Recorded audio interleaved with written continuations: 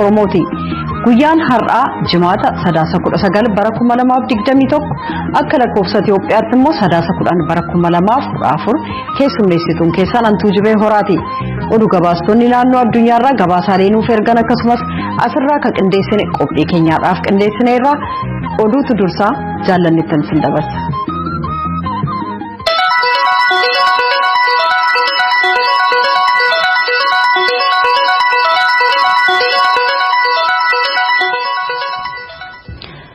Kan hordofaa jirtan sagalee Ameerikaa sagantaa afaan Oromooti. Daawwattoota keenya amma oduudhaaf gara jaallanneettan sin dabarsa. Attam ooltan oduun har'aaf qabnu kunoo. Ittaanaa muummichi ministeeraa fi ministeerri haajaalaa Itoophiyaa Dammaqa Mokonnin kaleessa galgala jila addaa kan United States Jeffrey Feltman waliin dubbachuu isaanii waajjirri dhimmootii koominikeeshinii mootummaa kaleessa galgala ibsa baaseen beeksisee jira. Ibsi kun akka jedhutti shororkeessaa akka ta'e Hiwaat wajjin duulli waraanaa gaggeeffamu haalatti dhaabuun danda'amuu fi yaadi Ameerikaa maal akka ta'e Feltman kan dhiyeessan yoo ta'u obbo Dammaqanis ejjennoo Itoophiyaa beeksisaniiru jedheera. Balaliin gargaarsa deddeebisan gara buufata xayyaaraa Kombolchaa fi Laallibalaatti akka gaggeeffamu kan dubbatan obbo Dammaqan gara Tigraayittis konkolaataan gargaarsa fe'an 367 akka seenaniif eehamamuusaa ibsaniiru jedheera. Dhimma lammiiwwan United States guutummaa Itoophiyaa keessa jiran irrattis dudubbatamuun ibsameera. Mootummaan shororkeessaa jechuun kan ramade TPLF bulchiisa naannoo Amaaraa fi Afaar keessatti haleellaa itti fufuusaa gama gargaarsa dhala namaa fi diinagdeen badiisa guddaa geessisee akka jiru akkasumas miidhaa qalbii waan geessiseef jecha bulchiisa naannoo lameen keessaa ba'uu akka qabu obbo Dammaqa Mokonnin Jeffrey Feltmaniin hubachiisuu isaanii ibsa ba'eerraa hubatameeraa jedha Mallaskaachoo ammaa Finfinneerraa gabaasa ergeen. Gama kaaniin dubbiimaan ministirii Dantaalaa Itoophiyaa Ambaasaadder Diinaa Muftii jilli addaa kan Gamtaa Afrikaa Olusegun Obasanjoo fi gaanfa Afrikaatti jilli addaa kan United States Jeffrey Feltman kaleessa Finfinneetti deebi'uu isaanii dubbataniiru. Ambaasaadder Diinaan waaltaa dippiloomaasii kan yuunivarsiitii Hawaasaa keessaa eebbisiisuuf achitti kan argaman ta'uu Yoonaataan Zabdiyoos Hawaasaarraa beeksiseera. Hojjettoonni tokkummaa mootummootaa kanneen Finfinnee keessatti hidhamanii turan keessaa 6 gadhiifamuu kan kamisa kaleessaa ibsan dubbii himaan tokkummaa mootummootaa Steefan Jurik garuu kanneen biroo 5 fi namni maatii isaanii ta'e tokko ammayyuu hidhaa keessa jiru jedhaniiru. Yoo xiqqaate hojjettoonni tokkummaa mootummootaa fi firoottan isaanii 16 gara jalqaba baatii kanaatti kan hidhaman yoo ta'u dhalattoonni Tigraay hidhamuun bal'inaan gaggeeffamaa akka jiru gabaafamee jira. Gosarratti hirkachuun tarkaanfii fudhatamu kun haala jiru hammeessuun daafoonsaa gara haala biraatti geessa jechuun sadubbataa turreetti nu geessaa jedhan kan waa'ee duguggaa sanyii ittisuu fi barreessaa duree tokkummaa mootummootaaf gorsituu kan ta'an Waarimuu Ndariitu. Ndariituun ibsa gaafa roobii baasaniin haala Itoophiyaa keessaa gad adeemaa buluusaaf yaaddoo qaban irra deebi'uun kan ibsan yoo ta'u gosarratti hirkachuun nama hidhuun itti fufuu fi hojjettoonni tokkummaa mootummootaa akka ta'an dabalatee dhaloota Tigraay irratti hidhaa gaggeeffamu balaaleffatan. Kutaan sun hokkara gosaa gidduu seenuunsaa gara duguggaa sanyiitti geessuu waan maluuf hatattamaan tarkaanfii fudhatamuu danda'u marti hojiirra oolee daran akka hin hammaanne ta'uu qabaa jedhaniiru. Gosarratti hundaa'ee hin hiine ka jedhu poolisiin garee TPLF isa mootummaa Itoophiyaa waraanaa jiru kanneen deeggarantu hidhamee jedhee jira. Ministeerri haajaalaa United States Anthony Blinken kamisa kaleessaa biyya heddumina uummata ishee fi michuu jabaa Ameerikaa ta'uun Afrikaa keessatti beekamtuu Naayijeeriyaa seenanii jiru.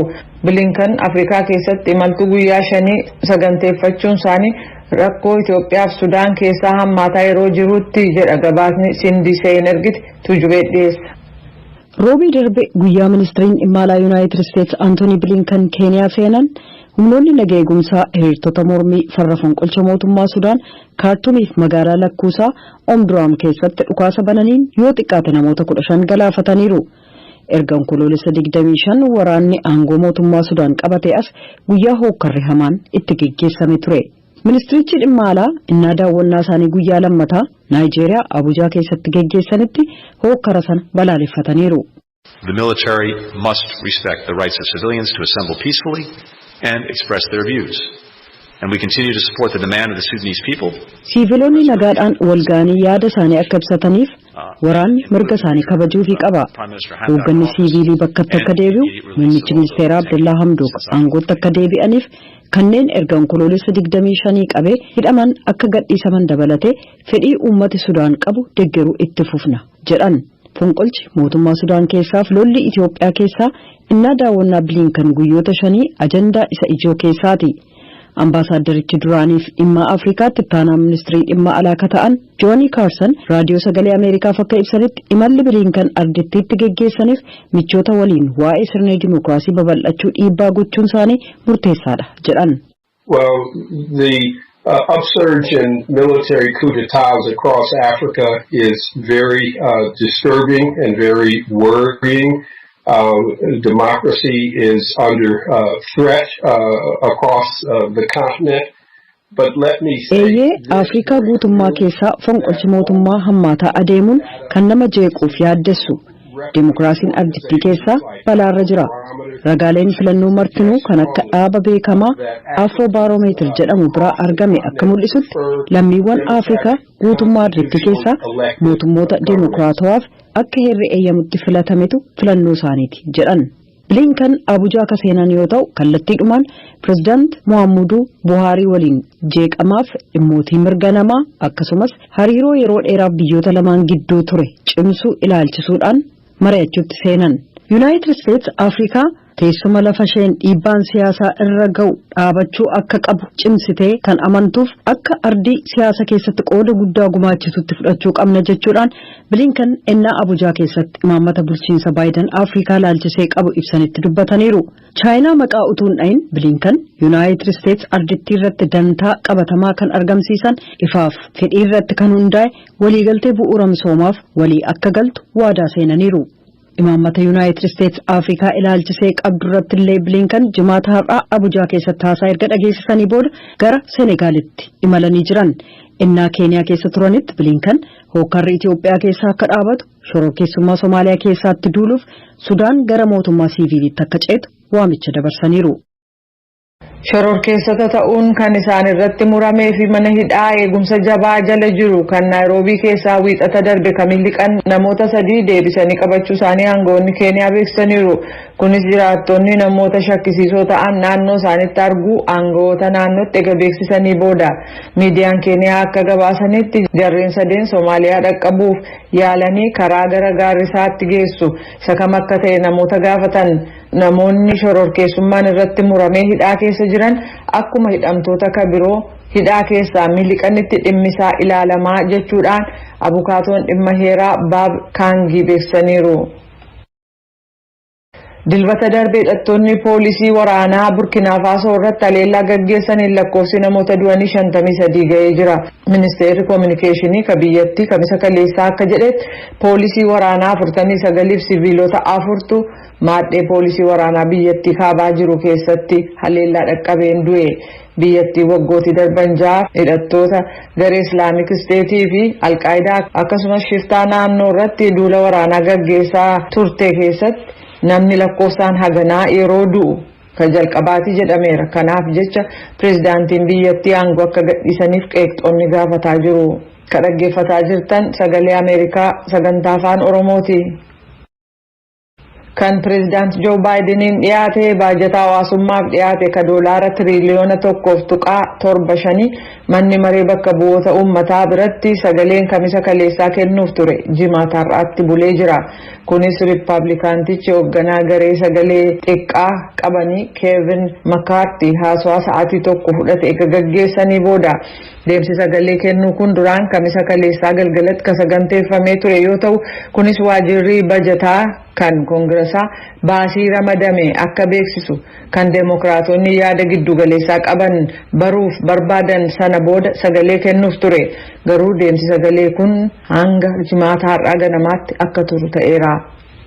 Oduun ammaaf qabna.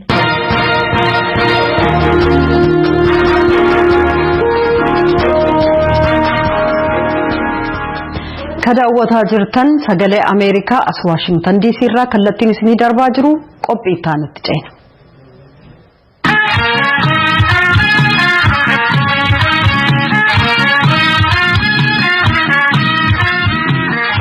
Labsiin yeroo muddamaa hojiirra erga oolee booda hidhaan gosarratti hundaa'e geggeeffamaa hin jiru jechuudhaan Komishinni Poolisii Federaalaa ibsa har'a kenneen haalee jira. Itti gaafatamaan komishinichaa obbo Jeelaan Abdii keessumaa raadiyoo Sagal Gaaffiif Deebii geggeessaniin qorannaalee geggeessamerraa kan ittiin jedhan ibsaniiru. Akka labsii sanaatti qorannaa geggeessameen namoonni hedduun meeshaa waraanaa seeraan alaa yookaan gocha badiisaa meeshaalee deggeru jedhaman to'annaa jala oolchuu isaanii dubbataniiru. Barreessaa muummee tokkummaa mootummootaaf gorsaa addaa dhimma duguuginsa sanyii kata'an Waarimuu Nideeritu dheengadda ibsa kennaniin hojjettoota dhaabbata isaanii dabalee dhalattoonni Tigraay hidhamaa jiru jechuudhaan gocha isaanii cimsanii kabalaleeffatan ta'uu beeksisanii turan. Obbo Jeelaan haasofsiisuun Tsahaay Daamxoo Finfinneerraa gabaasteetti kunoo. Hoogganaan dhimmoota kominikeeshinii Komishinii Poolisii Federaalaa obbo Jeelaan Abdii raadiyoo Sagalee Ameerikaatiif akka ibsanitti erga labsiin yeroo muddamaa rakkoo nageenyaa biyyattiitti uumameef hojiirra ooleen as sakatta'insa biyyatti keessa taasisameen meeshaalee waraanaa hedduun to'atamaniiru jedhan. Qorannoo yakkaa keessatti meeshaawwan adda addaa kan qabamanii kilaashii baay'inni isaa 41 shugguxii 219 meeshaawwan adda addaa kan duubatti hafaa ta'an meeshaawwan waraanaa meeshaawwan qawweedhaan adda addaa 13tu argame kan biraa fanjiiwwan 13tu argame boombiin 15tu argame xiyyitiin meeshaalee waraanaa adda addaa 10,559tu argame kaartaan meeshaa waraanaa adda addaa 25tu argame meeshaa waraanaa kan ittiin qabatan qabannoo isaa 5,240tu argame manatsiriin dirree waraanaa 37tu argame reediyoo walqunnamtii kan ittiin godhan 42tu argame kompaasiin tokkotu argame kaartaan lolaaf itti fayyadaman tokkotu argame. Erga labsii yeroo muddamaa hojiirra ooleen as hidhaan kutaalee biyyattii bakka garaagaraatti lammiilee irratti raawwatamaa jiru saba irratti kan xiyyeeffatedha kan jedhu irrattis obbo Jeelaan akkas jechuun deebisanii. Saba tokko irratti yookiin saba lama irratti saba sadi irratti hundaa'ee wanni inni galmee akka qoratuuf namoonni to'annoo jala oolan saba Tigree qofaa miti saba Oromoo qofaa miti Beenishaangul keessa warri lolu jira warra sanniinis Gaambeellaa keessas warri socho'u kun waan saba tokko laallatu hin jiru namichi maal dalageedha malee Oromoo ta'eef namni nama hidhaa hin jiru Oromoon baay'eetu dalagatee nagaa managgalaa jira kama badii qabutu qabamaa jira malee nama badii hin qabne maal godhanii isa barbaadanii Hawwaat keessallee akkasuma Tigreen baay'eetu Finfinnee keessa jiraata. Nagaan hojii isaanii dalagachaa gara manaatti galaa jiru. Namni isaan tuqee nutu jira. Kuni hojii propagaandaa sobaati. Wanni godhamu yakka inni dalage maal inni? Qabiinsi lammiilee to'atamanii mana hidhaa keessa jiranii na yaaddeesseera jechuudhaan kan Komishinii Mirga Namummaa Itoophiyaa ibsa baasee ture irratti obbo Jeelaan akka dubbatanitti ammatti rakkoon dhiittaa mirga namummaa hin jiru jiran. Ololli akkanaa kun baay'eetu poolisii irratti deemaa jira. Mirgi nama tokko eegra hidhames akka dur kun wayyaanee waggaa 27 guutuu maakalaawii keessatti nama miidhaa turte kaan luka murtee kaan harka muraa turte san wanni akkasii wanni dalagamu jiru. Kun amma kan dalagamaa jiru yakka namichi hojjetee fi ragaa itti dhiyaate ragaa teeknikii ragaa taakkikii fi ragaa namaa yookiin ragaa dookumentii adda addaa kana qofa irratti kan hundaa'e malee namni nama sodaachisee yookiin nama tumu tarkaanfii turre fudhatama poolisiidha. Komishiniin Poolisii Federaalaa miseensa boordii qorannoo raawwii labsii yeroo muddamaatii kan jiran hooggansi kun hojiilee qorannoo keessatti raawwataman haala qabatamaadhaan maal fakkaataa kan jedhu waliin hordofnaa jechuun ibsaniiru. Qorannoo yakkaa irratti ministeera haqaatii fi abbaa alangaa poolisii federaalaa irraallee miseensa waritaan budiniin dhaabbatee ofii isaatiin qorachuudhaan wanta hojii garmalee hin qabne kan raawwatame yoo jiraate hojiiwwan sanniin sirreessuudhaaf haala saniin hojjetamaa akka jirus awaajii kanaan walitti qabatee waan hin taane wanni dalagame yoo jiraate kana qoratee akka sirraa'us godha. 9/2014tti mana lubummaa waliigalaa mana amantaa Ortodoksii Tawaayidoon naannoo kiiloo 4tti kan argamu sakatteensa taasisameen rasaasni 1,800 ol ta'u argamu wal qabatee dhimmoonni marsarii fi hawaasummaa irratti amantaa waliin wal qabsiisuudhaaf yaalame fudhatama hin qabu jiran obbo Jeelaan. Akka poolisiitti nuti amantii keessa seenu amantiinis nu keessa seenu kanaafuu wanni achi keessatti meeshaan achi keessa qabame suni meeshaa eedoo mana amantaa saniif fayyadu osoo hin taane meeshaa gurguddaa waraanaaf oolu malee kan gartee guruppiidhaan ittiin lolan malee kun kan dhuunfaatii miti. Juntaa yeroo hundaa iddoon isaan hin fayyadamne meeshaa akkanaa dhoksanii kaa'uudhaaf balaa uummata irraan gahuudhaaf iddoon isaan hin fayyadamne tokkoyyuu akka hin jirre nutti mul'ise. Kanaafuu kun mana amantiitiin wanni wal qabatus hin jiru. Gama biraatiin har'a hojii eegaluusaa kan ibse boordiin qorannoo raawwii labsii yeroo muddamaa haala itti labsiin kun hojiirra oolaa jiru waliin wal qabatee dhiittaa mirga namoomaa jira jedhame kan haasa'amaa jiruu fi dhiyeessii deeggarsa namoomaa irratti xiyyeeffannoo kennee akka hojjetu ibsee jira. Gabaasa sagalee Ameerikaatiif Tsahaay Daamxoo Finfinneerra.